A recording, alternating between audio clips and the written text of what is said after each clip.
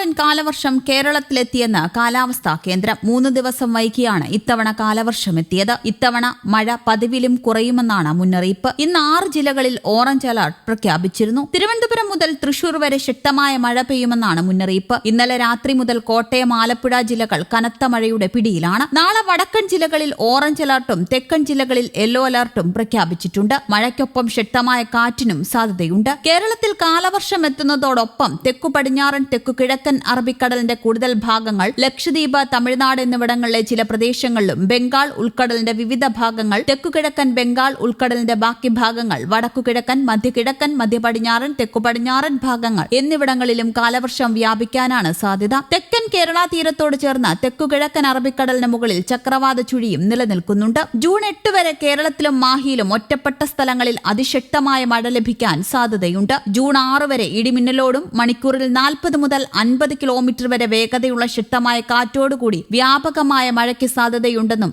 IMD മുന്നറിയിപ്പ് നൽകി. Monsoon ന്യൂനമർദ്ദ മഴയാണ്. കടലിനേക്കാൾ വേഗം കര ചൂടുപിടിക്കുന്നതിനാൽ കരയ്ക്ക് മുകളിൽ ഒരു ന്യൂനമർദ്ദ മേഖലയിലും കടലിന് മുകളിൽ ഉയർന്ന മർദ്ദമേഖലയും രൂപപ്പെടുന്നു. വായു സഞ്ചരിക്കുന്നത് എപ്പോഴും ഉയർന്ന മർദ്ദമേഖലയിൽ നിന്ന് താഴ്ന്ന മർദ്ദമേഖലയിലായിരിക്കും. അതിനാൽ കടലിൽ നിന്ന് നീരാവി നിറഞ്ഞ വായു കരയിലേക്ക് അടുക്കുന്നു. ഈർപ്പം നിറഞ്ഞ ഈ കാറ്റാണ് മഴ കൊണ്ടുവരുന്നത്. കാറ്റിന്റെ ഗതിമാറ്റവും അന്തരീക്ഷത്തിന്റെ മുകൾ തട്ടിലെ വായു പ്രവാഹവും ജെറ്റ് സ്ട്രീമും മൺസൂണിനെ ശക്തിപ്പെടുത്തുന്ന ഘടകങ്ങളാണ്. അടുത്ത 23 ദിവസങ്ങളിൽ മധ്യ അറബിക്കടലിന്റെ കൂടുതൽ ഭാഗങ്ങൾ, ഗോവ പൂർണ്ണമായും, മഹാരാഷ്ട്ര, ആന്ധ്രാപ്രദേശ് എന്നിവയുടെ ചില ഭാഗങ്ങൾ, കർണാടകയുടെ കൂടുതൽ ഭാഗങ്ങളും തമിഴ്നാടിന്റെ ബാക്കി ഭാഗങ്ങളും, ബംഗാൾ ഉൾക്കടലിന്റെ മധ്യ വടക്കു കിഴക്കൻ മേഖലകളും ഇന്ത്യയുടെ വടക്കു കിഴക്കൻ സംസ്ഥാനങ്ങളിലെ ചില ഭാഗങ്ങളിലേക്കും വ്യാപിക്കാൻ സാധ്യതയുണ്ട്. കഴിഞ്ഞ 2 ദിവസങ്ങളായി താഴെ പറയുന്ന അന്തരീക്ഷ മാറ്റങ്ങൾ രേഖപ്പെടുത്തിയതിനാലാണ് കാലവർഷം കേരളത്തിലെത്തിയതായി കാലാവസ്ഥാ വകുപ്പ് പ്രഖ്യാപിച്ചത്. മേഘാവൃതം. തെക്കുകിഴക്കൻ അറബിക്കടലിൽ കാർമേഘങ്ങളുടെ സാന്നിധ്യം ശക്തമായി വർദ്ധിച്ചു. പടിഞ്ഞാറൻ കാറ്റിന്റെ വ്യാപ്തി. തെക്കുകിഴക്കൻ അറബിക്കടലിന് മുകളിൽ പടിഞ്ഞാറൻ കാറ്റിന്റെ വ്യാപ്തി സമുദ്രനിരപ്പിൽ നിന്ന് 4.5 കിലോമീറ്റർ ഉയരം വരെ എത്തി. കാറ്റിന്റെ വേഗത.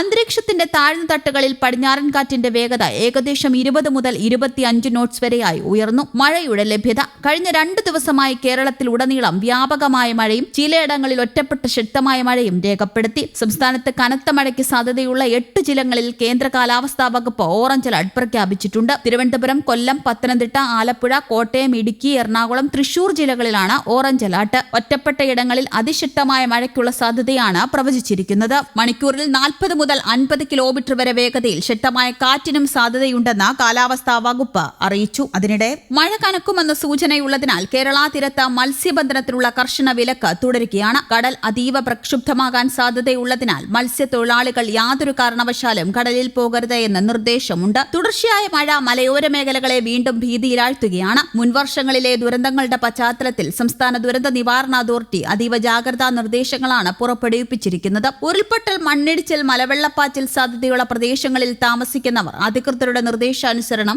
സുരക്ഷിതമായ സ്ഥലങ്ങളിലേക്ക് അടിയന്തരമായി മാറി താമസിക്കണം. നദിക്കരകൾ, അണക്കെട്ടുകളുടെ കീഴ്പ്രദേശങ്ങൾ എന്നിവിടങ്ങളിൽ താമസിക്കുന്നവരും അപകട സാധ്യത മുൻകൂട്ടി കണ്ട് അധികൃതരുടെ നിർദ്ദേശാനുസരണം മാറി താമസിക്കണം. ദുരന്ത സാധ്യതാ പ്രദേശങ്ങളിൽ താമസിക്കുന്നവർ നിർബന്ധമായും തങ്ങളുടെ പ്രദേശത്ത് ദുരിതാശ്വാസ ക്യാമ്പുകൾ തുറന്നുവെന്ന് ഉറപ്പാക്കണം. സംസ്ഥാന ദുരന്ത നിവാരണ അതോറിറ്റി പറയുന്നത് ഇത്തരത്തിലാണ്. രാത്രികാലങ്ങളിലെ യാത്രാ ദുരിതവും അപകട സാധ്യതയും ഒഴിവാക്കാൻ പകൽ സമയത്ത് തന്നെ ആളുകൾ ക്യാമ്പുകളിലേക്ക് മാറി താമസിക്കണമെന്ന് മുന്നറിയിപ്പിൽ വ്യക്തമാകുന്നുണ്ട്. വരും ദിവസങ്ങളിലും മഴ ശക്തമായി തുടർന്നാൽ സംസ്ഥാനം വീണ്ടും പ്രളയ സമാനമായ സാഹചര്യത്തിലേക്ക് നീങ്ങിയേക്കുമെന്ന ആശങ്കയിലാണ് ജനങ്ങൾ. News desk, Kerala Kaumudi.